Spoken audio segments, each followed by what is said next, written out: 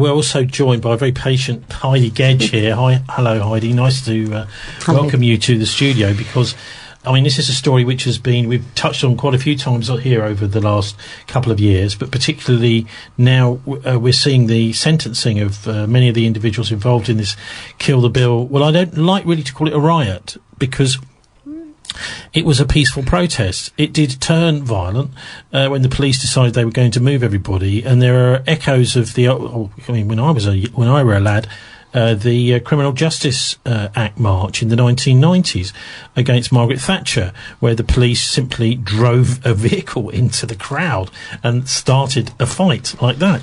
But anyway, can you just tell us a little bit about your own personal family situation with this? Yes, my daughter, Mariella Gedge-Rogers, she went down to the protest, as it wasn't a riot. It was the peaceful protest, as you said. And she, when the procession moved down outside Bridewell, and then there was all the influx of the police all ploughing in and starting attacking everybody, she was absolutely amazed and disgusted about what she could see. People getting hit, people getting sprayed, people down on the floor, and she sort of tried to stand up to the police, and she got through the line at one stage. And herself, she was actually caught by 3 police officers and pinned to the ground, and had her head in the gutter, fearing for her life. And she actually, had thoughts of George Floyd at the time, who died at the hands of the police. And she was, while that was happening, she was just, well, I would say scared for her life. But when they finally did let her go, they just let her go straight back into the crowd, whereupon she was targeted after that moment. And obviously they followed her around afterwards. Well, I mean, that's interesting. If we just stop you, because it doesn't sound that those officers at the time thought that she'd actually committed any offence if they just let her go, because they did have the facilities there to take people into custody. Exactly. And I've made a complaint to the police commission about that, because not only was it she had excessive force against her, then I really believe it was entrapment. And also, I think there was a racist element there as well, because my daughter being a woman of colour. And afterwards, like I say, they followed her around. She did clash with the police, which has been seen on the social media, on the mainstream media, with her and her skateboard, which is a really awful portrayal of her, because the police officers actually, at the time, he wasn't hurt, and she spoke to him afterwards. And then she did carry on okay, did a couple of other things that were a bit silly, smashing some windows and stuff. But, I mean, what she did, first of all, she was completely traumatised by her encounter with the police. And the fact that she actually was only at the protest until 7:30. So when she was actually she gave herself in the end, because her face was on the television with all the other people. Oh, right, that's right. They had a load of mugshots, didn't they, saying, here are all these dangerous people, please dob them in. Exactly. They were portrayed like dangerous criminals and terrorists. So when she did finally give herself in, she was actually only going to be charged on violent disorder, which, she was advised to plead guilty to because of what went on during the protest. But which later, when she actually got into court, from interference from the Home Office through the CPS, it was changed, the sentence was changed to riot. And there, she wasn't just facing possibly a suspended sentence or, a few months in prison if she did get found guilty for violent disorder, but the minimum of 6 years and 3 months if she was found guilty for riot. I mean, what she did get in the end was 5.5 years in prison for riot.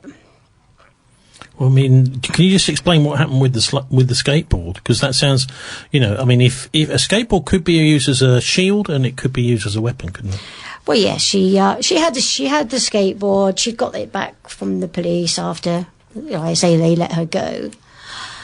And she clashed with the skateboard. I mean, it says in the news, it said that she hit over the head of this police officer. Well, I mean, this police officer, he was there, and he had a shield, he had a helmet, he had his boots on, and like I say, he wasn't hurt. And she did go up to him afterwards and speak to him. Right, so it does seem like a long time. I wonder, how many others are there in a similar situation to Mariella that have faced quite extraordinary long sentences? Because, it sounds to me as if the goalposts have been shifting through this court case. So it starts off as one thing, and suddenly it's sprung on you. And potentially, some of these cases, including your daughter's, they may be really an attempt to send a message out to the general public rather than to actually administer justice. Yes, that's exactly what happened. I mean, she was totally made an example of, victimised, political prisoner, do not riot. This is what's going to happen. But with the first wave of cases, they pleaded guilty in the beginning for riot because they were advised to do that, because the problem is there aren't really enough sort of criminal justice solicitors and who actually can deal with this sort of case. So when it came to Mariella and a few other people around her time, they were all still facing the riot charge. And they've been told they've been advised to plead guilty to that. Is this some kind of plea? Because that's, like you say, it's potentially a long time in prison. You have to actually ultimately for yourself decide, do I want to plead guilty to this? Because that could mean I do 7 years in prison. Well, yeah, the first lot of people who were advised to plead guilty, they were told, oh, well, if you get found guilty, your sentence will be shorter. But then when it came to Mariella, she pleaded not guilty and subsequently got found guilty. But now, what's happening after the next lot of cases have come up, because it's taken such a long time, over 2 years, that they're actually now offering the next few defendants an option. They've dropped the riot charge. They've said, OK, we're going to drop the riot charge now if you just plead guilty to violent disorder or affray or other things like that.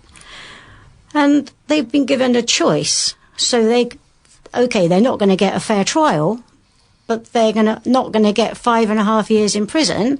So they're all getting now between 8 months suspended and 27 months custodial sentence. And so, why on earth can't other people be offered the same who have been gone to prison for 5.5 years, 5 years, 10 months? They should all have been given the same choice. Well, Martin, it sounds to me like the Bristol Crown Court, the criminal justice system in this city, is making it up as they go along. Yeah, and I think probably there was pressure from the Home Office, wasn't there? Yeah. They were trying to make an example, as you say. I used to live in Brixton in the 1980s, and I was there when both riots took place. And what your daughter did is pretty small beer compared to proper rioting. Proper rioting, you're not usually face-to-face with the police. You've usually got the police well back because they're having things thrown at them. And it's quite different. Demonstrations which turn into I've been on lots of picket lines, demonstrations which turn into sort of, pushing and shoving and people being pushed over. They're not the same as rioting. And in any case, I would argue that what she's done there is criminal damage, possibly, and possibly ABH or something like that. That's what. Well, apparently the policeman wasn't injured. Well, therefore, you might say that you could just drop that then. Yeah, do you know absolutely. what I mean? If there's a difference of approach here. Yeah. It's a bit of a Judge Jeffries type. Well, it is, and I think by the overreact. Yes, some things happened that night which people weren't happy about, who were watching on the television or whatever. These things do happen, but then there's got to be some kind of. I think that's totally disproportionate. It's absurd. Right, it sounds to me a bit like a miscarriage of justice. I think we should also see something about this protest, what it was about. The Kill the Bill Act. We actually had big protests in London over the Criminal Justice Act back in the 1990s. Kill the Bill, it was called, Kill the Criminal Justice Bill. And they were very successful. Tens of thousands of people, maybe even 100 or 200,000 people marching in London, because what was going on with that was that they were introducing this new law of criminalising trespass. So the rave scene was completely threatened by that. The free party scene was being threatened by there was also squatting, that sort of encampments by travellers were being threatened by that bill, which was actually written, as I remember speaking to the guy himself, written by the chief lawyer of the Country Landowners Association. He'd written that part of the law. And the Conservatives just cut it and pasted it into the law. So there is a political aspect to this Priti Patel bill, Martin, that's now law, isn't it? Which is specifically, I mean, there's two main parts of it. One is trying to stop protests, saying that protests can only be a certain length of time and have to be arranged with the police, and also that they mustn't be more than a certain number of decibels. And then there's also this really pernicious aspect of seizing the homes of travellers if a landowner phones up the police.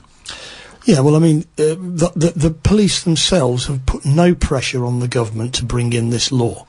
As far as they were concerned, the laws they have are absolutely adequate to deal with anything that they have to deal with. I was saying there's a political aspect to So that's what I mean about law, the political aspect. Priti Patel wanted to bring in the law as a way of throwing red meat to her own potential supporters as Prime Minister. Don't think what's going through her mind, yeah? She wants to be Prime Minister.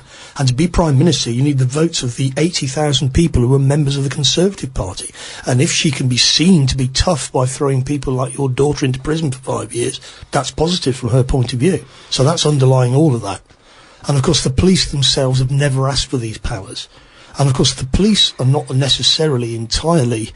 I mean, the Bristol police in general, I find pretty good compared to the Met. When I lived in London for 16 years, they were a different kettle of fish. The Met today have just had an excoriating report on their behaviour. I think maybe, Heidi, you could say a bit more about the role of the Crown Prosecution Service. This is, of course, Keir Starmer's old service. This is the service which has been behind the prosecution of Julian Assange. So they have endorsed that. They've also, when Starmer was chief Crown Prosecutor, they were also the people that put in the bin the evidence that Surrey Police twice presented to them about Jimmy Savile being a paedophile. So this Crown Prosecution Service, what was their role in your daughter's case? Well, their role was just, I guess, with all the cases, to change the sentence, because the police didn't regard the night as a riot. It was the CPS who came in and said, OK, this is now a riot, and we're going to charge everybody on this sentence. I mean, you talked about, your daughter being a political prisoner. Do you really believe that? Absolutely. I mean, like I say, it's not from the police side. She would have been, well, not okay to have pleaded for, gone to prison on another charge. But okay, she did a couple of things there. But she was prepared to do, community service. She was, when she went to court, she was really, sympathetic, empathetic with the police on that night. And she was so truthful, and it was the actual people in court, the police all coming in there, and they were talking about the whole event that went on till 2:00 in the morning, everything that happened, and she wasn't even there. Well, I mean, anyone that can remember it, this is almost exactly 2 years ago now, the TV pictures flash all the way around the world, didn't they? All around the world, of burning police cars in Bristol city centre, and I think many people will remember that, and obviously anyone looking on the TV will think, crikey, I wonder if any police were in there at the time. Actually, the fact was that the police a few days later, maybe a week or so later, had to belatedly admit that they had lied about the police injuries. Yes, that's right. Because they, first of all, trying to drag in all the media by saying, oh, yeah, we've had 60-odd police officers, broken bones and everything. And, yeah, it was a complete lie. And there was hundreds of protesters injured on that night, 62 fairly seriously. My daughter was one of them. And when she went to court, the the Judge Patrick, who's been residing over most of these, actually just said, oh, it was just a scratch. You know, not even thinking about the mental side either. And he said to her at the end of her trial, he said, well, I'm not going to give you a sentence that's going to really damage you or your mental health or anything, you know. And then he just said, oh, well, you have 5.5 years. Sounds like he's on a bit of a power trip, this judge, and it doesn't sound like a good thing to have judges that are like that sitting on Crown Court hearings. Martin, I mean, there's definitely a political aspect to this, isn't there? Absolutely. And particularly with the police. I mean, this is one of the things that bothers me about this, especially when a story goes right around the world, a sensational story. We know how much the media loves sensational stories. And of course, with that is coming all this information about all these police officers injured. The story where they retract and they say, actually, there weren't all these police officers injured, or the injuries were much less, and we exaggerated and we lied. That story hardly goes anywhere, and the rest of the world never sees that, do they? In fact, the national press probably never see it. No. Yes, I mean, I'm really sorry to hear this, because it's totally unfair. But it reminds me of what happened in the Tesco confrontation some years ago just up the road here, where local people were very unhappy about Tesco opening a store. Lots of the local shops were opposed to it, and you know they organised a campaign. They got a petition up. They also when Tesco opened the store, they put a picket line on the store, had 6 people peacefully saying to people, don't go in there, the community doesn't want Tesco, and that was working. Tesco, you know, people won't generally cross a picket line like that, so they didn't. And then on the evening of, I think it was the royal wedding, everybody was on holiday, so everybody was drinking till late, all on the streets, just hanging around, nothing much happening. Everybody was just milling around like they would normally do of a sunny evening. And then about 9 p.m, 3 different police forces turned up. One from Devon and Cornwall, one from Wales, and I think there was a third one. And in actual fact, they did a freedom of information request. There was 12 different police forces. And what the police claimed was that there had been a petrol bomb that was being made in the squat telepathic heights up the road here. And when we got to the bottom of and eventually 2 young lads were charged with making a petrol bomb, which they denied, although they pleaded guilty because they were already in trouble. And so the whole thing was they brought these people in from outside, and there was no problem at all. The police. Yeah. And then everybody just stood up to them and said, we're not having, just leave our community. So there was no riot. It was just the police versus a large group of people saying, go away. You shouldn't be here. And of course, this whole thing was a manipulation, because the peaceful protest was being successful. And what people in the government wanted was to have a confrontation in Bristol. Because Bristol has got a reputation for being a protest city. Yeah? Yep. And of course, what they want that to be seen as is as violent disorder. They're actually quite keen for that to be the case. So the Welsh police in particular had been fired up by their officers to believe we're going to St Paul's, goodness knows what it's going to be like. And they were all fired up. They were all armed up as well. Or they didn't turn up in... And the Labour MP, Kerry McCarthy, it wasn't actually part of her constituency, but she found out what was happening. She went down with her parliamentary researcher, a guy called... I've forgotten his name now. Anyway, but what happened? They turned up to watch, and the Welsh riot police walked straight over to him and whacked him over the head with a riot baton, and he said, ow, that hurt. And I'm actually a full-time worker for the Labour Party, and this is my MP standing next to me. And of course, at 3 o'clock in the morning, they finally gave up and went away. They weren't expecting that. Yeah. And I think a lot of local police in Bristol weren't very happy about it, because they've done quite a lot of work in St Paul's over the years, and potentially this could have turned into a riot because of their behaviour. And of course, in the August of that year, there was nationwide rioting after the killing of Duggan. Yeah, 20. And I thought that was incredibly irresponsible of whoever was behind that, because it didn't turn into a big fight, but it might have done. And of course that could have then... I mean, I remember the riots in 1981 and 1985. This sort of thing can just take people on social media, they can go, oh, right, look at this, we're all going out for a fight. And I think it's playing with fire, all of this.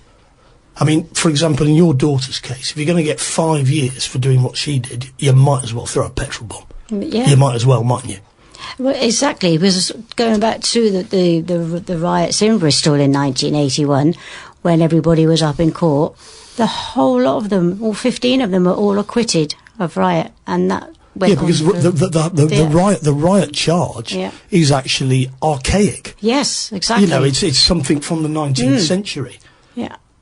It shouldn't be on the statute book. If you carry out an act of violence, that should be specified, not just a riot. Yeah, which is what we're trying to overturn, and we need to change the narrative. Are you appealing?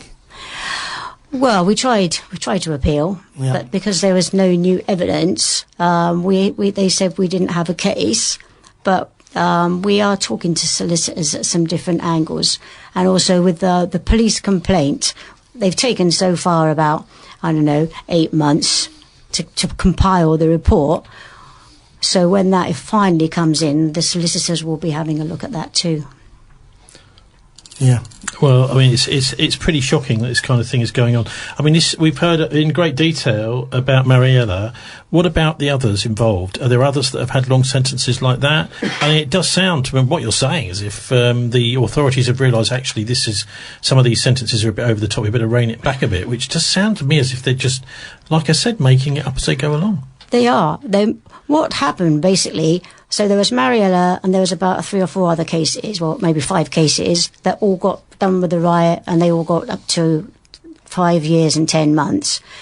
And then what started to happen, there was one person was acquitted, and then a couple had a hung jury. And the CPS must be thinking, hang on a minute, what's going on here? The tide is changing.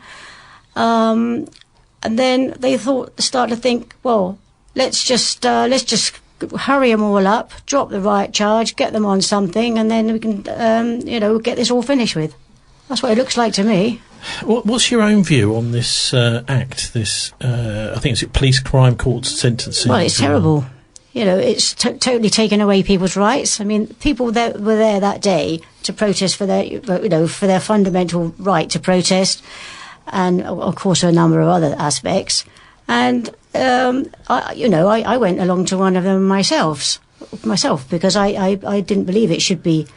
I mean, if the police can act like that before they had any powers, what the hell are they going to be like?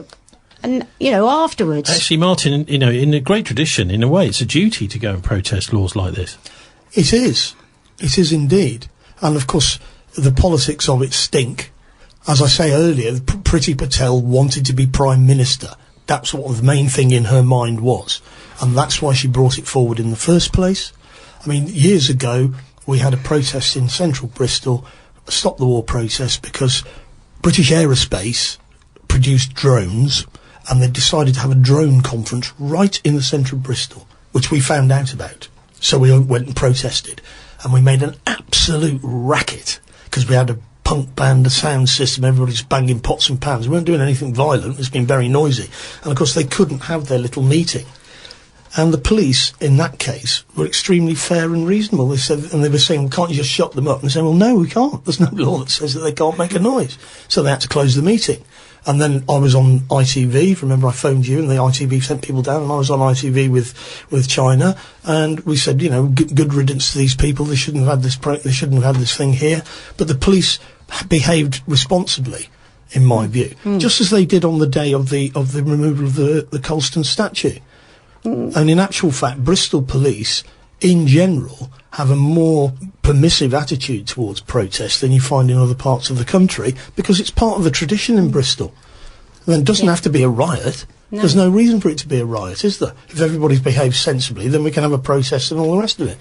I'd like to hear from you, El, what you make of this, because there must be many young people that are looking at these unjust laws coming down the pipeline and thinking, well, I want no part of this, and they're feeling alienated. Yeah, so we, last year, in Creative Youth Network's main space, which is the old fire station, so opposite Bridewell. So it was right in the midst of everything that was going on. In fact, it was the old police station in there, wasn't it? The other side was an old fire station, and the other end was an old police station. Yeah, stuff like that. So we put exhibitions in there a lot of young artists that.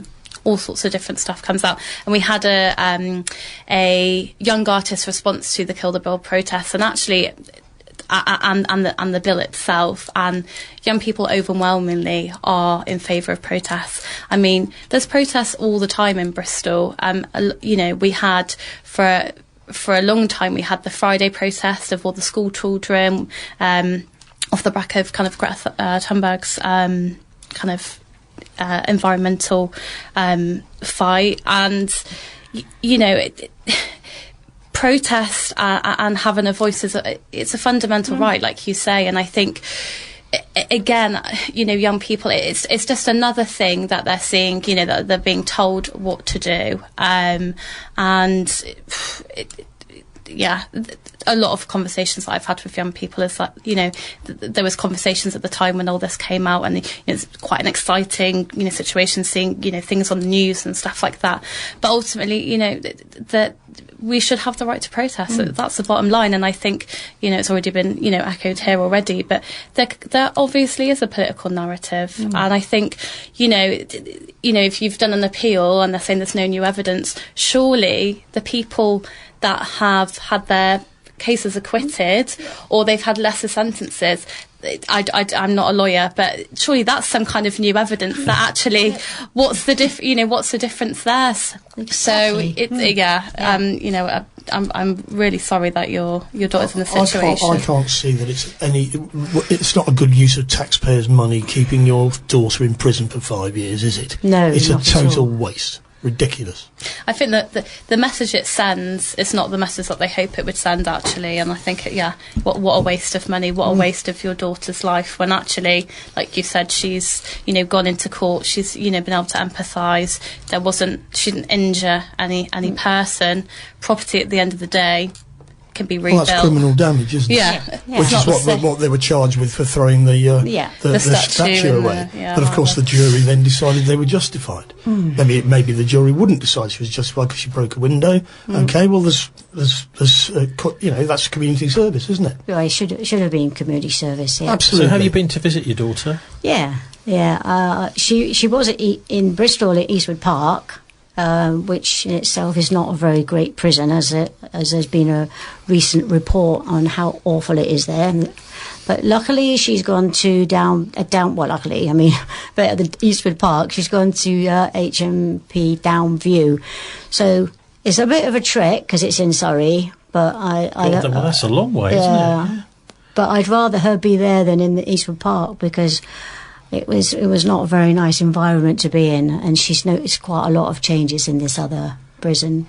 I'm going on the 26th, actually, so... So how's she settling? I would hate to use that, how's she settling in, because it's going to be a while, isn't it? Well, she's been there a year now, which I think was a little bit, which was a bit wobbly then, because it's thinking, especially when she's seeing all these other people just going in and out, for 5-10 months. But she's sort of kind of resigned herself to be in there. She knows that she's been victimised and set an example of. But she's done some courses in there. She's learned how to crochet. She's been making lots of crocheted clothes. She plays the guitar, so she sings, and she's trying to keep herself fit.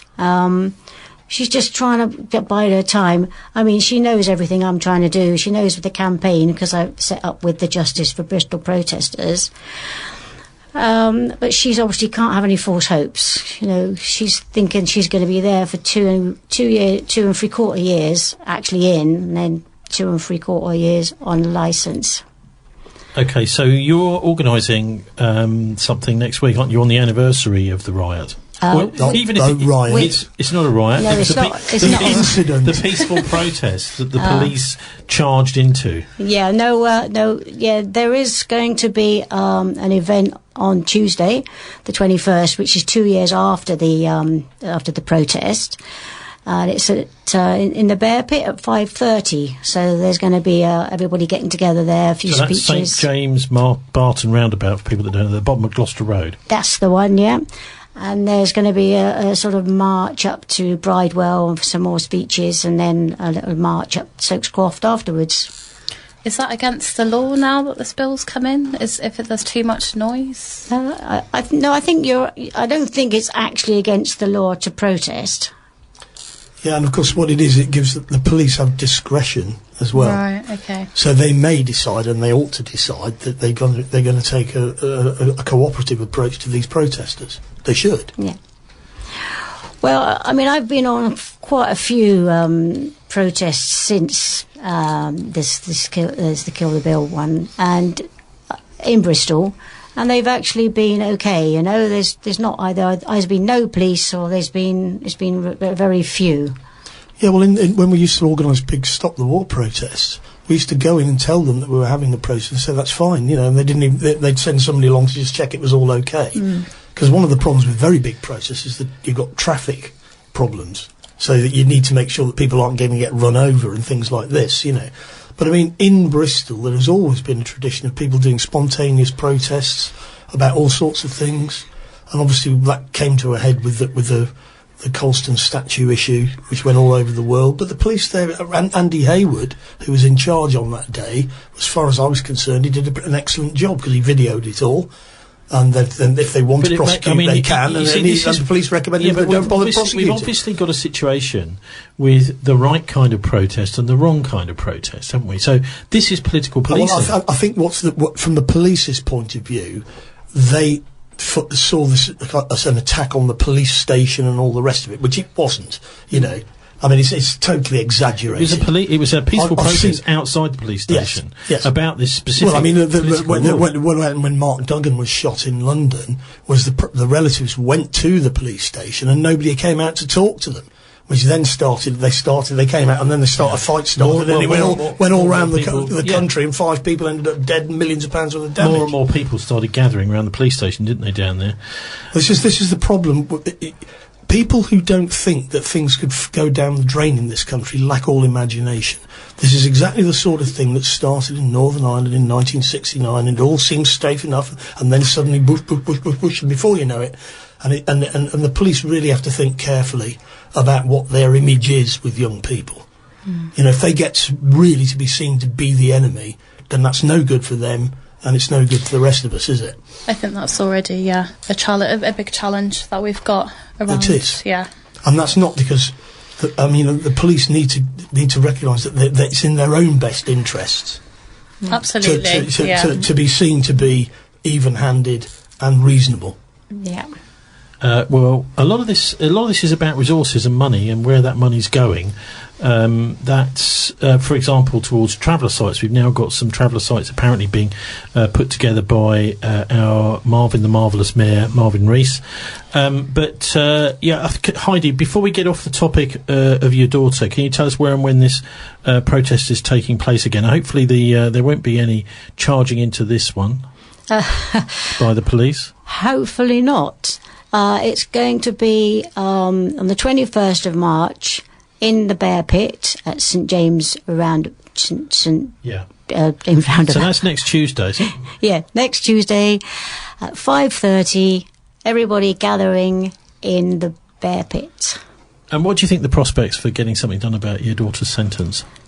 I mean, in the old days, you used to get these programmes on TV, Rough Justice and things like that. Your daughter would have been the star of the show, because it's quite obvious for anyone dispassionate looking at it that this is disproportionate. Well, I have written to a number of politicians and the House of Lords and the Mayor, but I didn't get any response from him. I have recently got a response from Jenny Jones, the clerk of her cabinet, from the House of Lords, who I've got to get back to. And I'm just hoping that if we can get it out into the mainstream media, and if people can see what's happened and how the total miscarriage of justice and that's been happened to her, that somebody's going to see, and it's going to turn the tables. But I don't know. I mean, maybe I'm a little bit naive about it, but I really hope that it will. Well, so do we. And one of the things, I mean, it's pretty appalling that you haven't had a response from the mayor. I thought he was interested in issues to do with the victimisation of ethnic minorities, but apparently not. Anyway, so we're going to look now at the last Friday. Journalist Joanna Booth had booked in on the waiting list to go to something called the One City Gathering, which happens every 2 years here in Bristol, and it's now the place where things happen. So almost all the policy making, if not all the policy making, that the mayor does, because of course he ignores the councillors and the full council, as we've just heard, with the motion to do with the youth service. It's formulated by these various, what he calls thematic boards, which are all staffed by people that he personally appoints. So this is the place where all of those boards get together to have a big chat about what the city's been doing and whereabouts it's going. The only trouble is there are no councillors. Generally, if a councillor wants to go, there may be one or two that are on specific committees. They are invited. But councillors as a whole cannot go to these meetings.